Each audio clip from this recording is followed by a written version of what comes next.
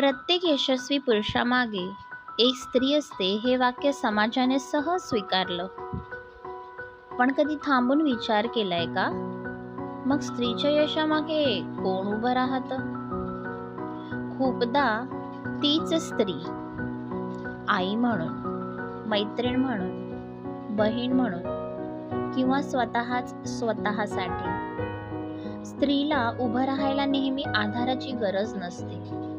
कधी फक्त विश्वास पुरतो आणि तो विश्वास बहुतेक वेळा तिलाच स्वतःलाच घ्यावा लागतो.